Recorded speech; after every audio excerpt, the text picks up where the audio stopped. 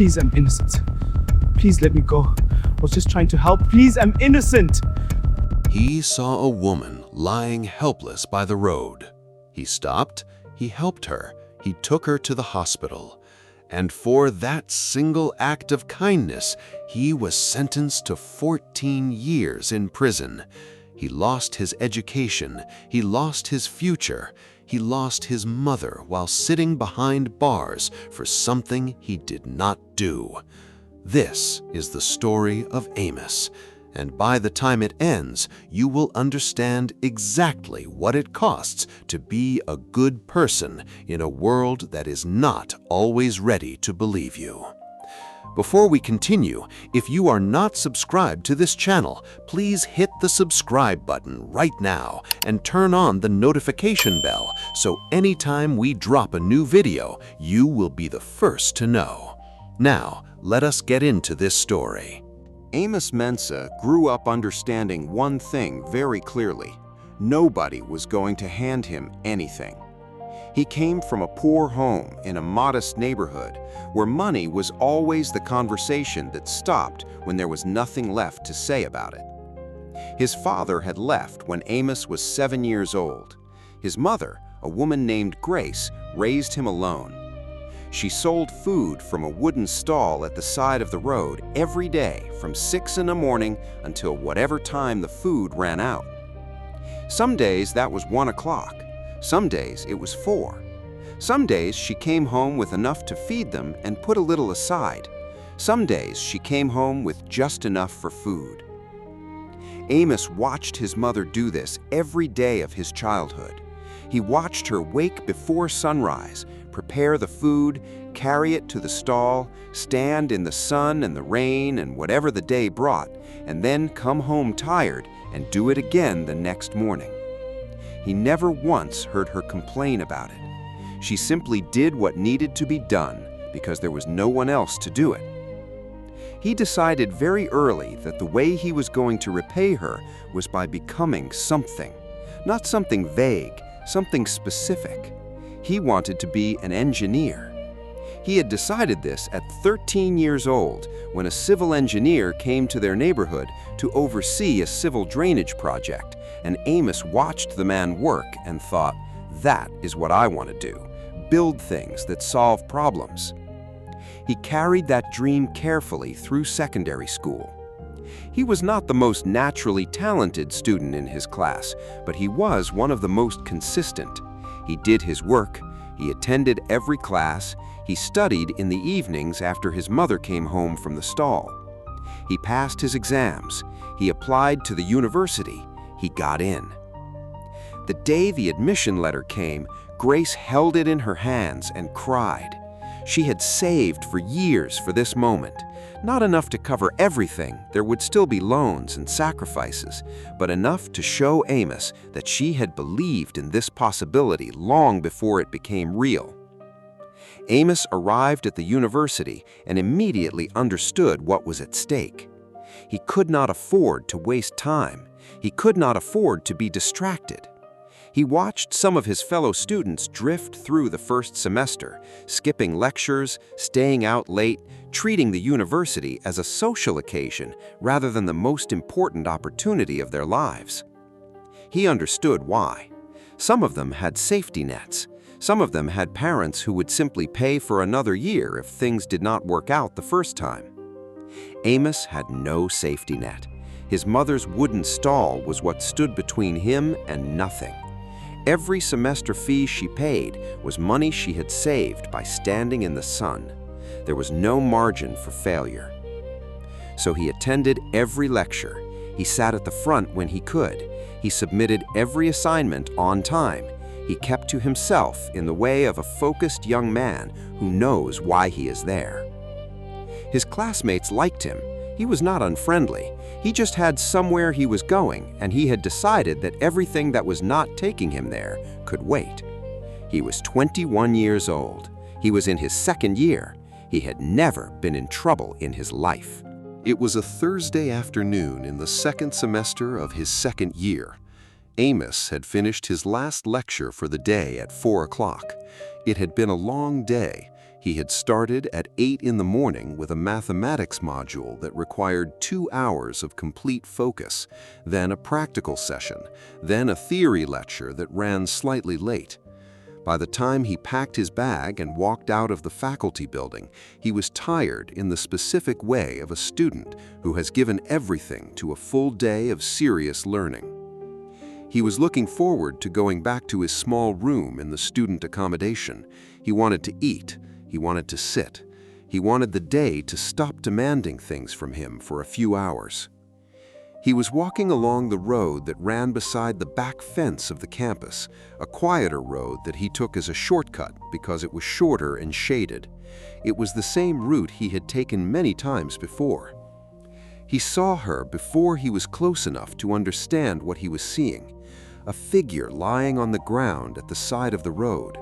At first, he thought she had simply sat down, but the position was wrong. People who sit down by the side of a road sit differently. This person was lying on their side, with no deliberate arrangement about it, the way a person lies when they did not choose to. Amos walked faster. When he got closer, he saw that it was a young woman. She appeared to be around his age. She was conscious, but barely. Her eyes were open and moving, but she was not speaking clearly. She was injured. He did not know how badly. He looked around the road. There were a few people visible at a distance, but nobody had stopped. Nobody was moving toward her. She had been lying there long enough that people had passed and continuing passing without stopping. Amos put his bag on the ground. He crouched beside her and asked if she could hear him. She made a sound. He asked if she was in pain. She made another sound. He could not get clear answers from her. He looked around again for help. A man on a bicycle was passing at a slow pace. Amos called out and asked for help. The man looked at the woman on the ground. He looked at Amos. He pedaled away. Amos made a decision. He could not carry her alone to the campus clinic, but the clinic was closer than the hospital, and it was a starting point. He managed to help her to a sitting position and then, with effort, got her onto his back and began walking toward the campus clinic as quickly as he could manage under the weight. He was breathing hard by the time he arrived. He went to the clinic reception. He explained what had happened. He described where he had found her and what condition she was in. The nurse at the reception listened to him. Then she said that they needed a police report before they could treat any patient whose injury appeared to be the result of an external incident. Without a police report, she could not be admitted. Amos looked at the nurse. He looked at the young woman he had carried on his back. He said, "She needs treatment now, not after a police report, now." The nurse repeated the policy. Amos picked the young woman back up and walked out of the clinic. The nearest hospital to the campus was a 20-minute walk under normal circumstances. With an injured woman, he could not carry the whole way. Amos stopped a passing motorcycle taxi and negotiated quickly. The driver looked at the woman. He looked at Amos. Amos said he would pay whatever the driver wanted when they got there. The driver agreed. They reached the hospital. Amos carried her to the emergency reception. He explained to the receiving nurse exactly what had happened, where he had found her, what condition she was in when he found her, that he had tried the campus clinic and been refused treatment without a police report. He answered every question they asked him honestly and completely. The hospital admitted her. The doctors began to attend to her. Amos sat in the waiting area. He was still in his university clothes with his bag on his knees. He was hungry and tired, and his arms still ached from carrying her. But she was being treated. That was what mattered. He sat for a while as the evening came in. At some point, one of the nurses came out and asked if he was with the patient. He said yes. The nurse said she was stable. Amos felt the specific relief of someone who has been carrying tension in their body without fully realizing it until it releases. He thought about his situation. He had not eaten since midday. His room was a 30-minute journey from the hospital. He had the young woman's phone in his pocket. She had given it to him at some point during the journey, or it had been placed in his keeping. He could not fully recall the exact moment, but it had ended up with him, and he had kept it carefully because he was going to return it to her when she was able to receive it. He decided to go home quickly. He would eat something and change his clothes and come back. He planned to be back within an hour. He told a nurse at the desk that he was going home briefly and would return. He made sure she knew he was the one who had brought the patient in. He left the hospital. He began walking toward the road to find transport home. He had been walking for perhaps 10 minutes when he saw the police vehicle. It was parked at the side of the road. 2 officers stood beside it, and beside the officers was a man, an older man, a man whose expression when he saw Amos coming down the road changed immediately to something sharp and certain and accusing. The man pointed at Amos. He said, "That is him. That is the boy." Amos stopped walking. One of the officers said, "Are you Amos?" Amos said, "Yes." The officer said, "We need you to come with us." Amos said, "What is this about?" The officer said, "You have a phone that does not belong to you." Amos said, "I can explain that." The man beside the officer said, "He does not need to explain. He is the one who did this to my daughter, or he can give us the boys who did it, one or the other." Amos looked at the man. He looked at the officers. He said, "I found her on the road. I took her to the hospital. I can take you right now and show you." The officer said, "Come with us." Amos did not have money for a good lawyer. His mother, Grace, used everything she had saved to hire the best lawyer she could afford on a wooden stall income. The lawyer she found was not incompetent, but he was overworked and underpaid, and the case was complicated in ways that required more time and resources than were available to them. The prosecution presented a case built on circumstance. Amos was the last person seen with the victim. Amos had her phone. Amos had been found walking away from the hospital at the time the father tracked the phone. There was evidence of harm done to the young woman at the scene where Amos claimed to have found her. What the prosecution could not prove, and what they should not have been able to build a conviction on, was that Amos was the one who had caused that harm. They had no direct evidence. They had no witnesses who saw Amos harm her. They had no physical evidence connecting Amos to the harm itself. What they had was circumstance, and a grieving father who testified with absolute certainty. Amos stood in that courtroom and heard the sentence and felt something happen inside him that he would spend years trying to find the words for. Not anger, not disbelief, something deeper and quieter than both. The specific devastation of a person who did the right thing and has just been told by an institution designed to protect truth that the right thing was not enough. He was 21 years old. He had never harmed anyone in his life. He was escorted from the courtroom. Grace was in the public gallery. She saw her son escorted out. She made no sound. She sat very still, and then she left the courtroom and went out into the street on the afternoon sun, and she wept for a very long time. Her son was going to prison for 14 years for carrying an injured woman on his back. Prison is designed to hold people. What it is not designed to do is preserve what was inside them before they arrived. Amos arrived in the prison system at 21 with his engineering dream and his good character and his mother's wooden stall behind him. He was placed in a facility with men who had done things that Amos had never done and would never do. He was a serious, quiet university student among people whose lives had taken very different directions from his. He survived by retreating into himself. He did not associate with the wrong people.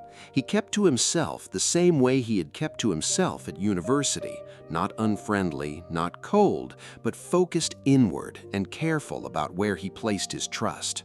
He had already learned the cost of misplaced trust at 21, and he was not going to learn it again.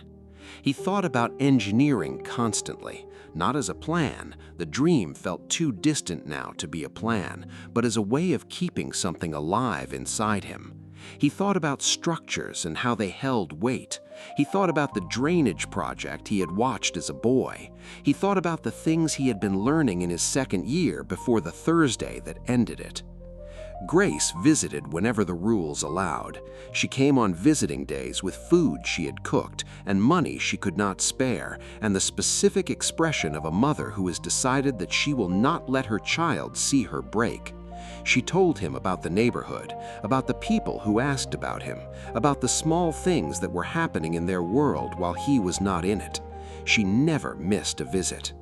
Between visits, she was doing something else. She was writing letters to anyone she thought might be able to help, to legal aid organizations, to journalists, to anyone whose address she could find who might be willing to look at the case of a young man who had been sent to prison for helping an injured woman.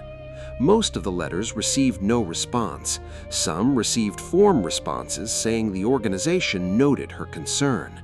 A few received genuine engagement from people who looked at the case summary and expressed interest in examining it further. But the legal process is slow and expensive, and the resources available to a woman with a wooden spoon stall are limited. Every avenue Grace pursued hit a wall that required money to break through. She kept pushing anyway. Amos sat in prison and studied what he could with whatever materials were available. He was not going to let his mind go completely.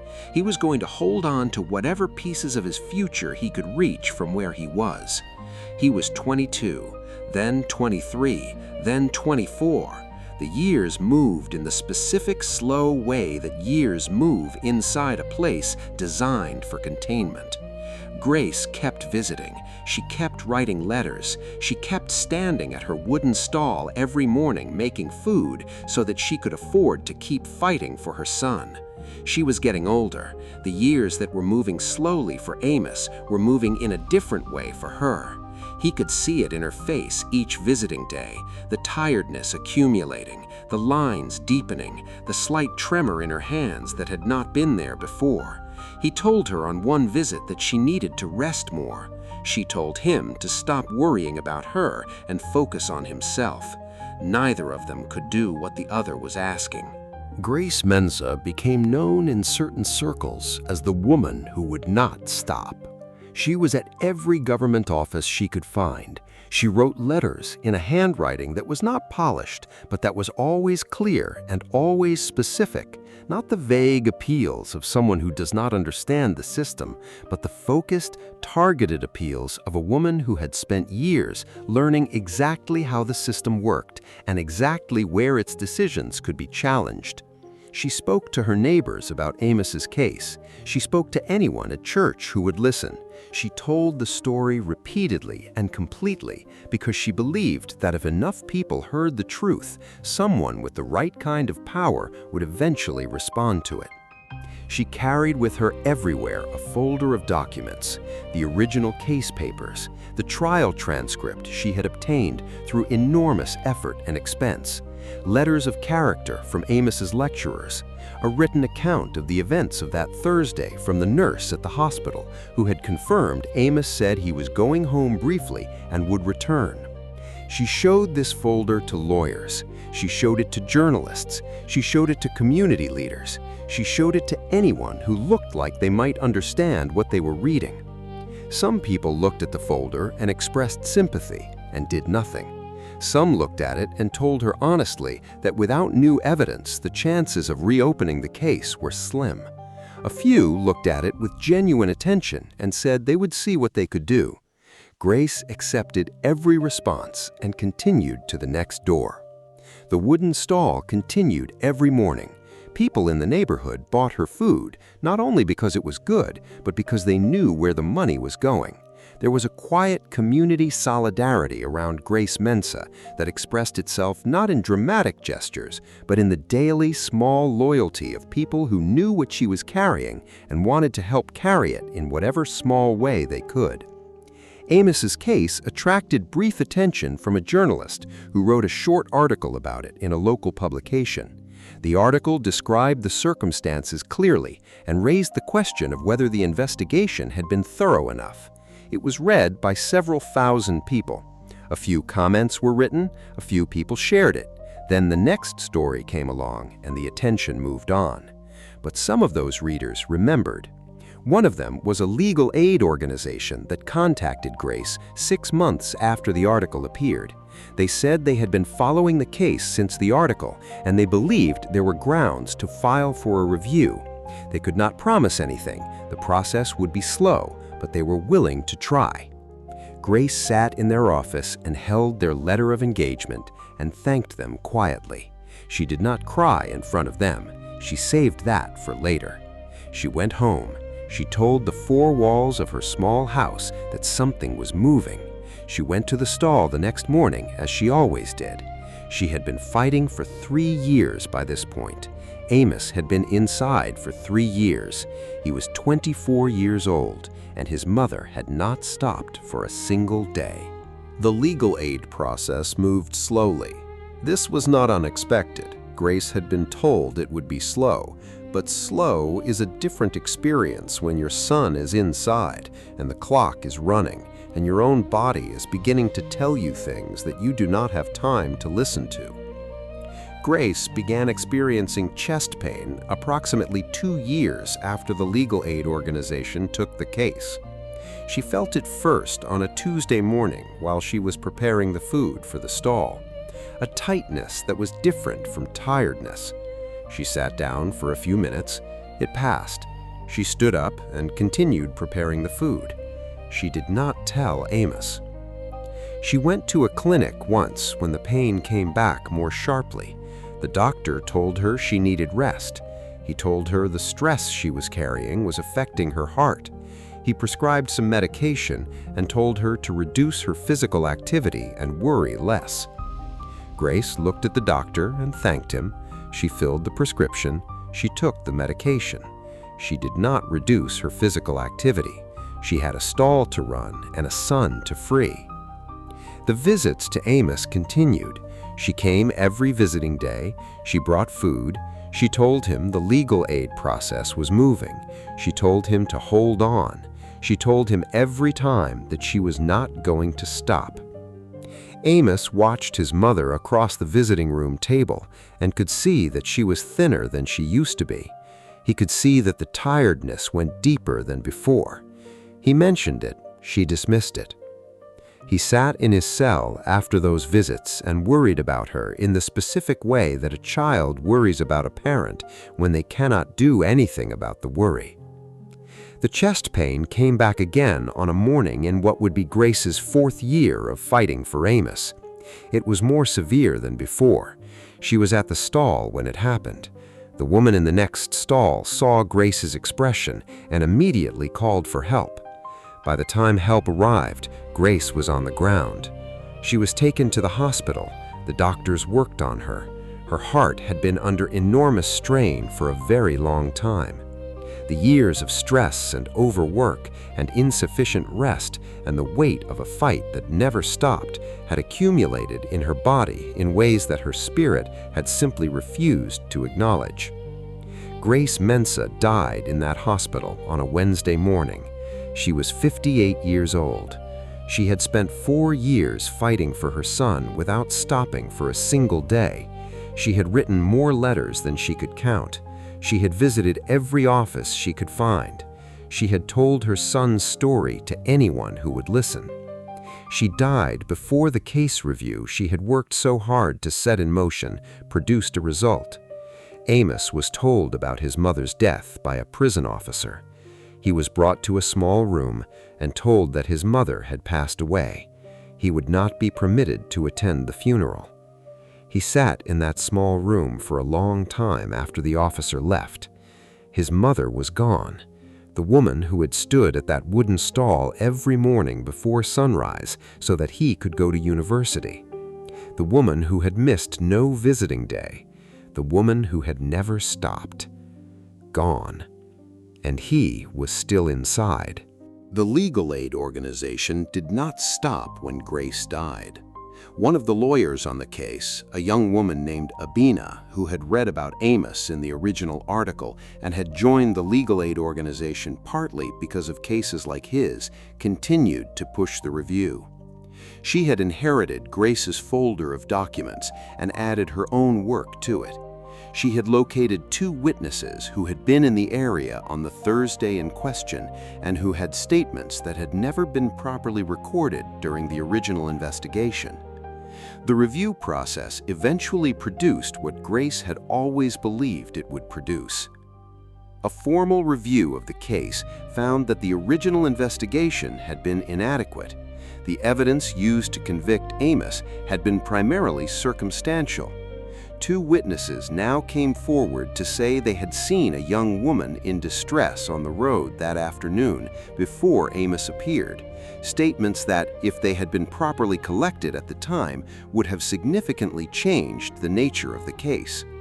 The young woman herself, now recovered and several years older, had given a statement to the legal aid organization.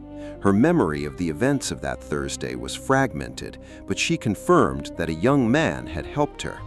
She could not say whether he was the one who had harmed her or whether he had found her after the harm was done, but she said clearly that his behavior toward her had been that of someone trying to help. The review found that the conviction was unsafe. Amos Mensah was released on a Thursday morning, 7 years after the Thursday that had changed everything. He was 28 years old. He walked out of the facility gates and stood in the morning sunlight and breathed air that was not contained by walls. 7 years of his life were on the other side of those gates. His engineering dream was on the other side of those gates. His youth was on the other side of those gates. His mother was gone. Abina was there waiting for him. She had made sure someone was there. She gave him a simple bag with some basic essentials that the organization had prepared. She told him there were resources available to help him begin to rebuild. She told him that what had happened to him was wrong and that she was sorry it had taken this long. Amos thanked her. He asked if he could have a few minutes alone. He stood on the pavement outside the facility. He looked at the sky. He thought about Grace at her wooden stall. He thought about the Thursday afternoon, 2 weeks into his second year of university. He thought about the woman lying by the side of the road and the people who had passed without stopping and the decision he had made to not be one of those people. He did not regret the decision. He regretted what it had cost. He regretted his mother's years of fighting and her exhausted heart and the funeral he had not attended. He regretted his engineering dream sitting uncompleted. He regretted 7 years. But he did not regret stopping, because if he had walked past that woman the way everyone else had, he would not have been Amos. 7 years. That is what Amos lost. 7 years of his life spent inside walls because he chose to stop when everyone else kept walking.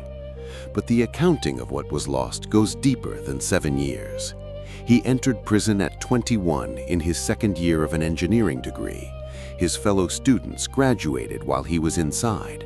By the time he was released, they had been working in their fields for 5 years. They had built careers, some had started businesses, some had married and had children and bought property, and done all the things that people do in their 20s when those years belonged to them. Amos's 20s did not belong to him. The engineering degree was gone, not permanently. It was theoretically possible to return to study, to apply again, to rebuild. But he was 28 years old with no income, no accommodation of his own, no professional network, and no mother to return to. Starting again at 28 after 7 years of incarceration is a different thing from starting at 21 with a mother who saves money at a wooden stall and believes in you so completely that her belief is its own kind of fuel. The fuel was gone. Grace was gone. The wooden stall was gone. It had not survived her death. There was no one to run it. Amos moved in with a cousin who was willing to take him in. He found basic work, physical labor, the kind that pays day by day and asks no questions about where you have been for the last 7 years.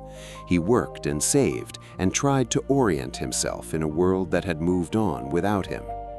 He tried to access support for wrongful conviction. The process was slow and expensive, and the legal aid organization continued to help where they could. A small amount of compensation was eventually awarded, not nothing, but not enough to rebuild a life on as quickly as a life needs to be rebuilt. He sat with his cousin one evening and talked about the Thursday. He talked about it the way people talk about something when they've had a long time to think about it. He said, "I knew when I stopped that it was going to take time. I knew I was going to be late getting home.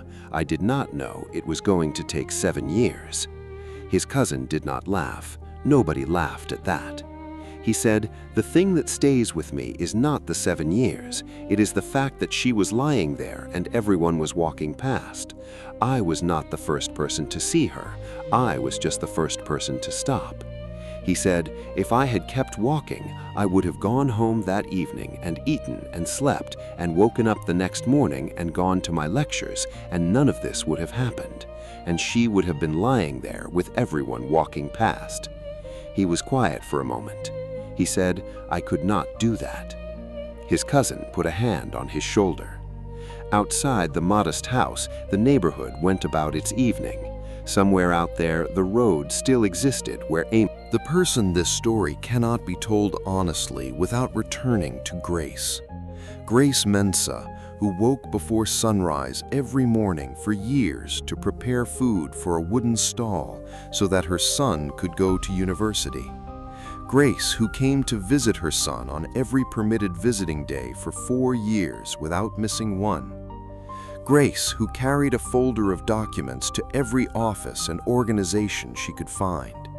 Grace, who wrote letters in her imperfect handwriting to anyone whose address she could locate. Grace, who died before she could see the result of everything she had worked for. There is a specific cruelty to that timing that sits differently from all the other injustices in this story. Amos went to prison unjustly. That is wrong. The investigation was inadequate. That is wrong. 7 years were taken from a young man who had done nothing but stop to help a stranger. That is wrong. But Grace dying before the wrong was corrected, Grace spending the last 4 years of her life at that stall and writing those letters and visiting that prison, and then dying 4 years too early to sit across from her son in a room without a partition between them. That is the part of this story that sits in the chest in a way the other parts do not. She knew, right up to the end, what the truth was. She never doubted it for a moment. Not when the courtroom delivered its verdict, not when the first letters received no response, not when the second year passed and the third year began, and the system moved at the pace systems move at when the person waiting for justice has no money or power to accelerate it. She knew her son. She knew he was the boy who attended every lecture, who kept away from trouble, who had a dream about engineering that came from watching a man direct a drainage project in their neighborhood when Amos was 13 years old.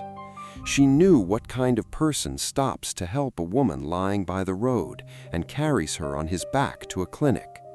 She knew, and she spent 4 years trying to make the world know what she already knew. She did not make it to the Thursday morning when Amos walked out of the gates. Abina, the young lawyer who was there that morning, later described the experience of that day, watching Amos stand on the pavement in the morning sunlight, and the first thing he asked for was a few minutes alone.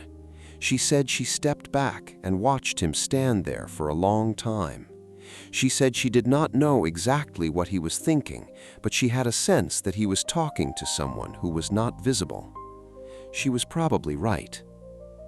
The wooden stall no longer stands in the neighborhood, but the corner where it stood is still there. People in the neighborhood who knew Grace still pass that corner every day. Some of them pause for a moment when they pass it. A woman who sold food from a wooden stall, who woke before sunrise, who raised a son who stopped to help a stranger, who spent 4 years fighting for him, who loved him completely. Amos is rebuilding. That word, rebuilding, does not fully capture what it means to start again at 28 after 7 years of incarceration for something you did not do. Rebuilding suggests that the original structure is still visible, that you know where the walls go, that the foundation is still there. The foundation is still there. That is the truest thing that can be said about where Amos is now. The person he was, the serious, focused young man who attended every lecture and kept away from trouble and had a dream about engineering, that person did not disappear inside those walls. He preserved it carefully. He held on to it the way you hold on to something you cannot afford to lose. He has applied to return to university. The process is complicated by his record, but the legal aid organization is supporting the application, and the review finding has made clear that the conviction was unsafe. There are people working to ensure that an unjust conviction does not permanently close the door on the education that was taken from him.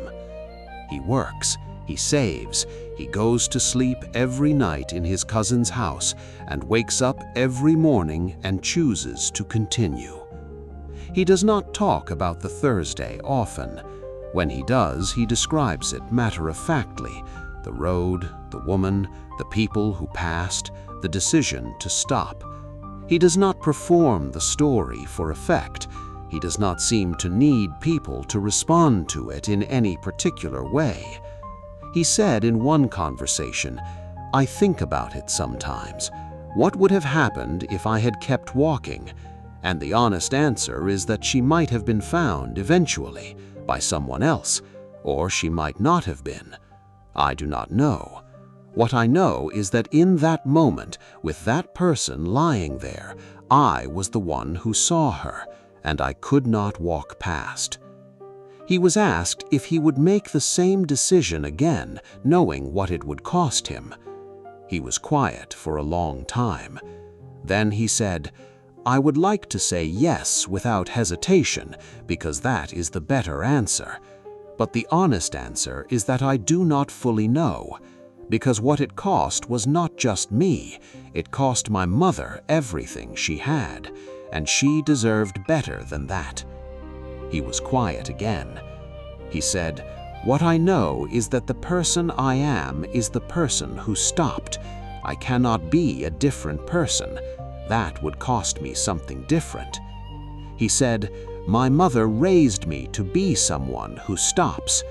He said it without looking away, without self-pity, without the performance of someone who wants credit for suffering. Just the simple, true statement of a young man who was raised by a woman at a wooden stall to be someone who stops when they see someone who needs help.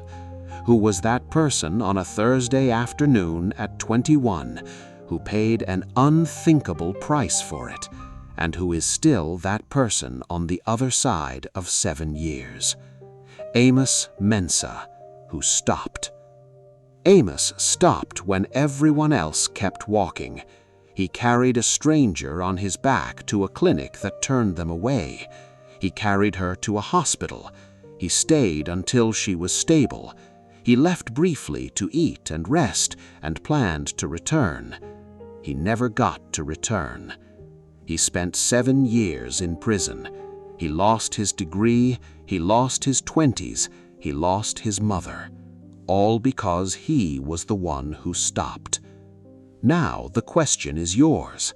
If you had been walking on that road that Thursday afternoon and you knew somehow what it would cost, would you have stopped? Drop your answer in the comments. Share this video with someone who needs to hear this story today. And if you know someone who did the right thing and paid an unfair price for it, share this for them. I will see you on the next video.